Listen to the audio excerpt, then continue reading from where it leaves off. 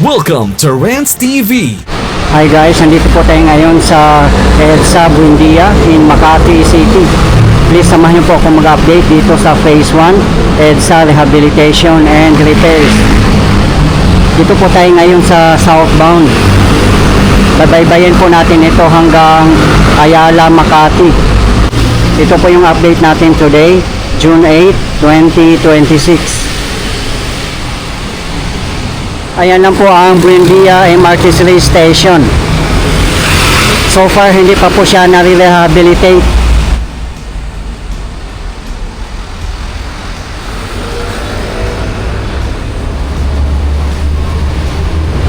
Ayun naman po ang Buendia Busway Station. Ganon pa rin po, hindi pa rin nare-rehabilitate.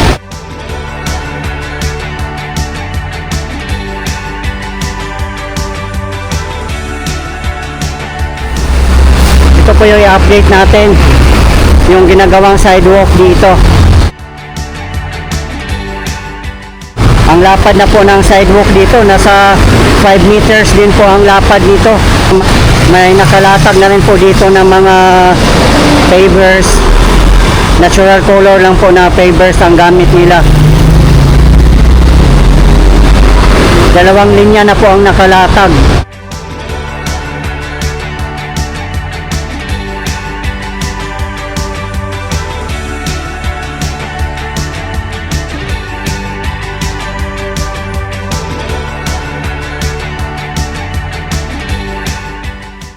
Sa mga hindi po nakakaalam, elevated na po ang bike lane dito sa kahabaan ng EDSA.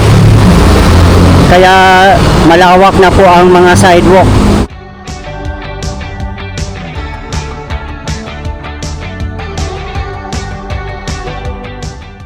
Ayan, dito laki na po ng pinagbago dito. 6 na linya ang mga pavers na nalatag nila.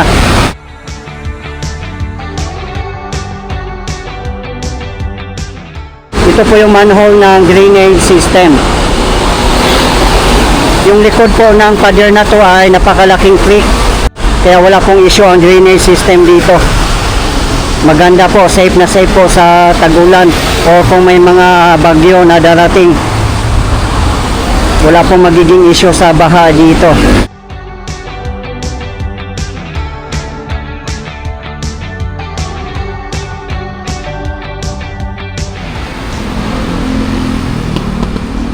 Two weeks ago nung last nag-update po tayo dito, grabe ang laki na rin po ng improvement.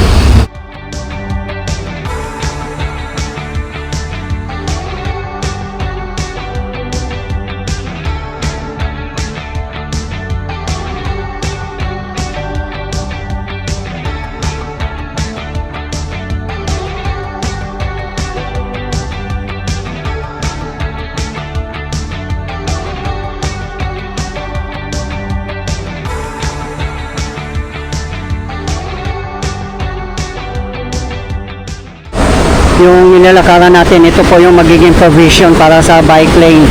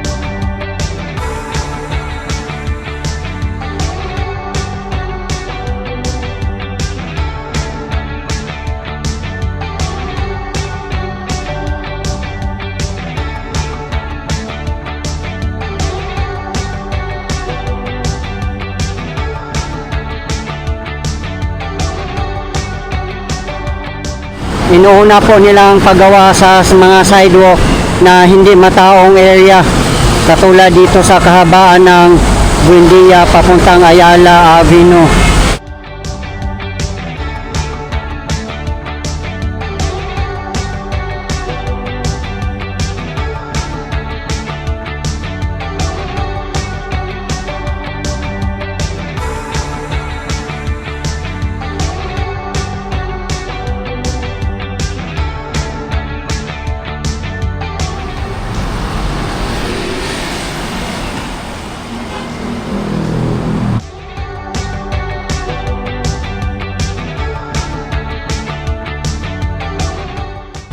dito na area wala pong mga workers nagtatrabaho. Baka doon pa siguro sa bandang unahan natin. O baka sa gabi din siguro sila nagtatrabaho din. Napakaganda guys kung matatapos na po yung buong project. Layunin po ng ating pamahalaan na magiging walkable at pedestrian friendly ang ating mga sidewalk, lalo na dito sa kahabaan ng EDSA.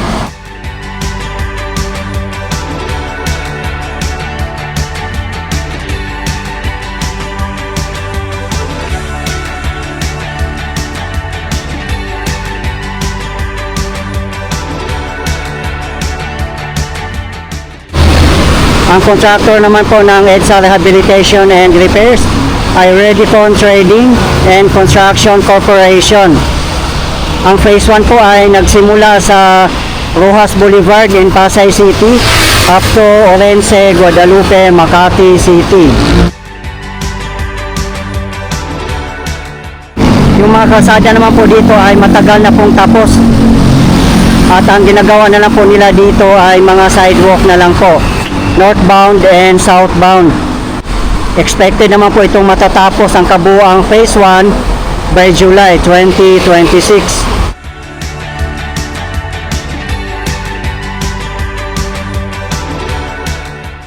Ang phase 2 naman po ay nasimula na po from Guadalupe, Makati City up to Cubao and Quezon City. Sa may Guadalupe area ay nalatagan na rin po ng mga asphalt both sides, north and southbound. Ang kulang na lang po doon ay mga sidewalk.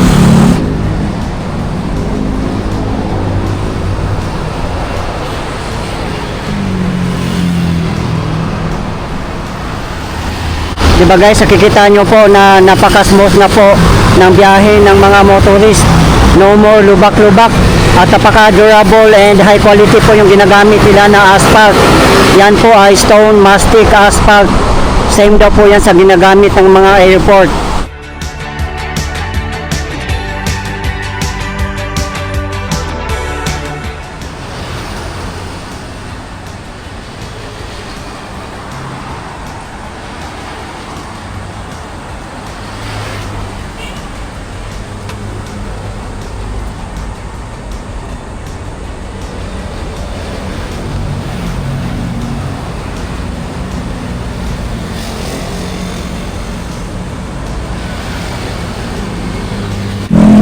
Yung mga puno naman po dito, abangan na po natin guys kung anong gagawin po dito. Yung mga poste naman ng Meralco, poste ng mga ilaw ay mananatili po yan. Hindi po kasi kasama sa rehabilitation ang underground cabling.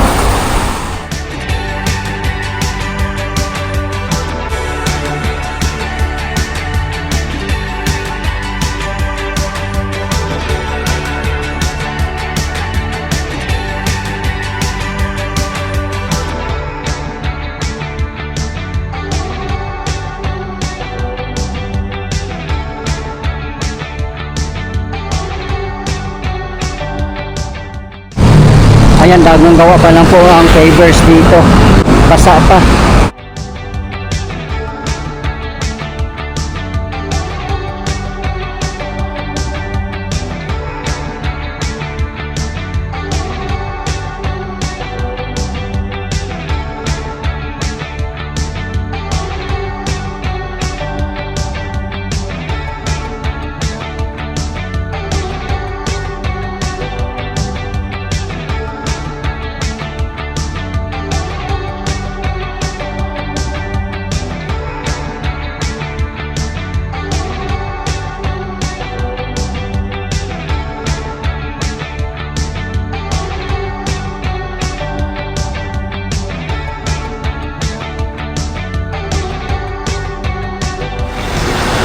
Bukod sa pagpapaganda ng kalsada dito sa EDSA, kasama din po sa mga improvements ang mga MRT stations, mga busway stations, mga footbridge, mga sidewalk at iba pa.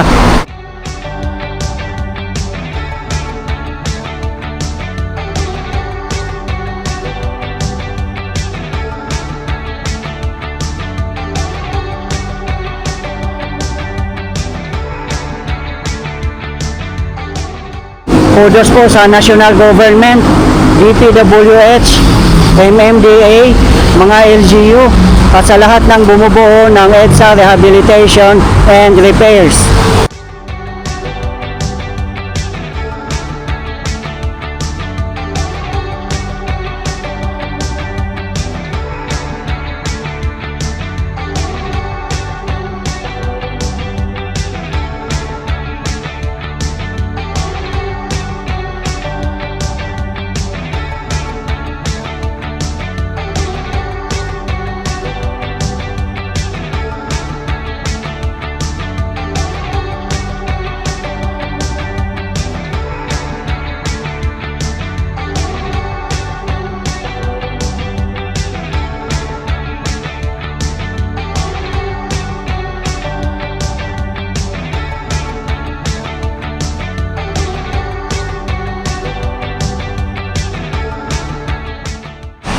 Sa mga gusto pong mapapanood ang iba ko pang updates sa Marikina River Flood Control ng Marikina City, Quezon City, and Pasig City sa kahabaan ng Marikina River ay nasa aking previous video lang po, as well as MRT 7 updates.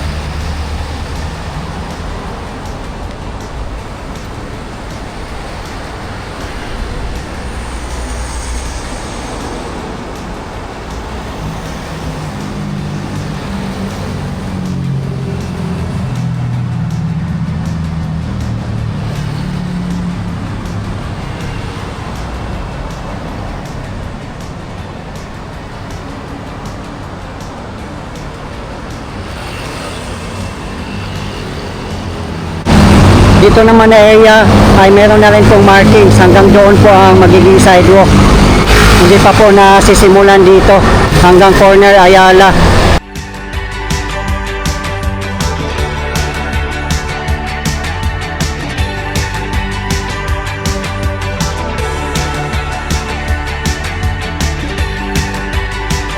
Ayan guys, so nakita nyo po, yan po ang existing. Nasa 1 meter or less than lang po yan. At may obstruction pa na mga poste. Parang halos wala ka ng madadaanan.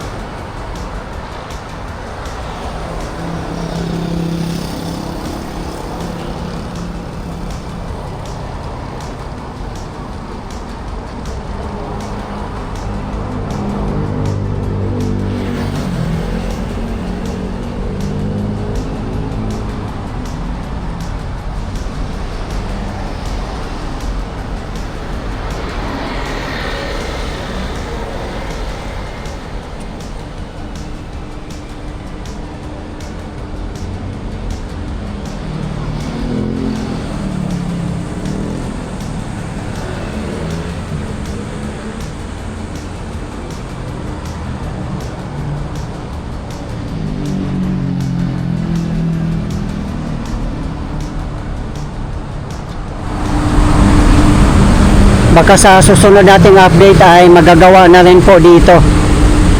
Ayan po mismo ang Ayala Bridge. Ongoing rehabilitation din po siya.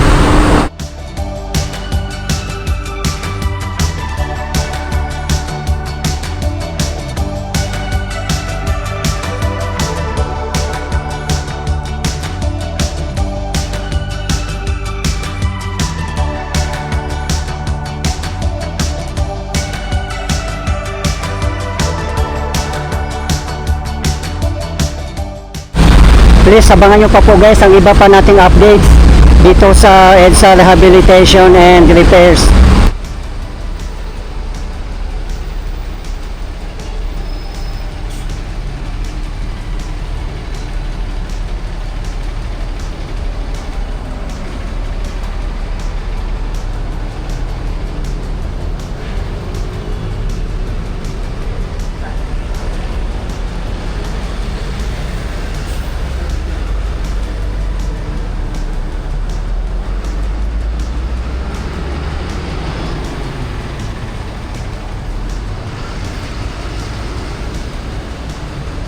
Yun po yung markings. Ayan, gano'n na po kalawak ang magiging sidewalk dito.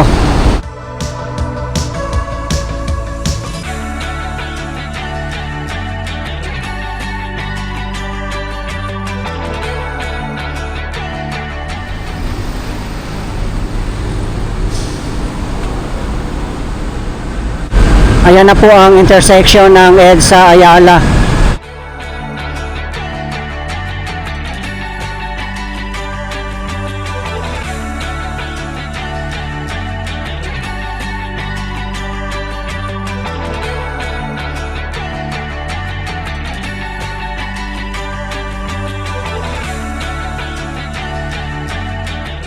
Nandito na po tayo mismo sa Makati Central Business District.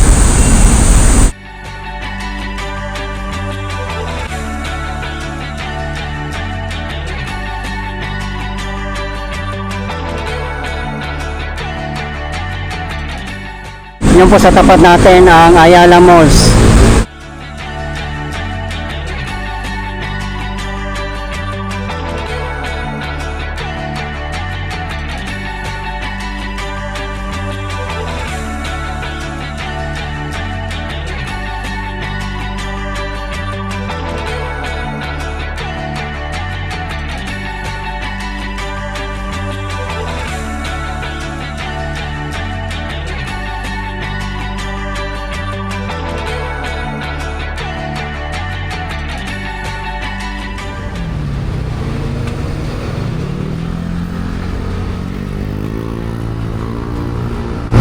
dito naman ay hindi pa nasisimulan ang sidewalk.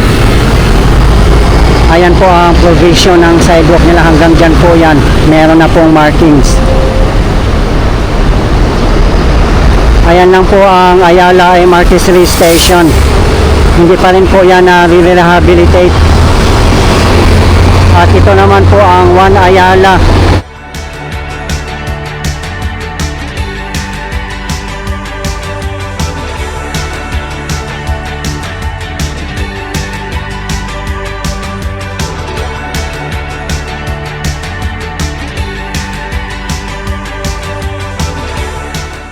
Ayan po ang Ayala 1 Bus Terminal. Mga papuntang north po yung mga buses dyan.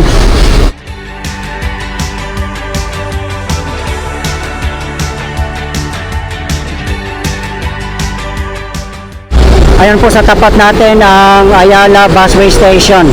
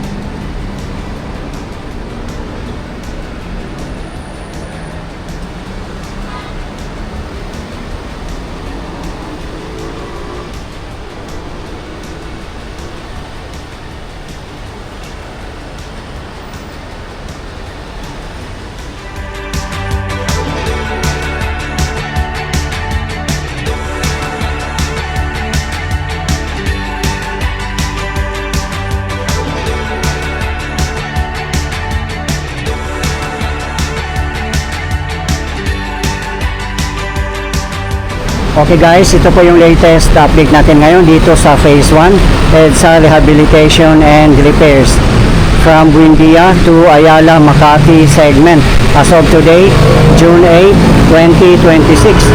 Maraming salamat po sa patuloy niyong suporta at panonood ng aking mga videos. I really appreciate po, at hindi po ako magsasawang i-update kayo, lalong-lalo na po sa mga government infrastructures. Mabuhay ang Pilipinas! Okay guys, thank you for watching and keep safe everyone.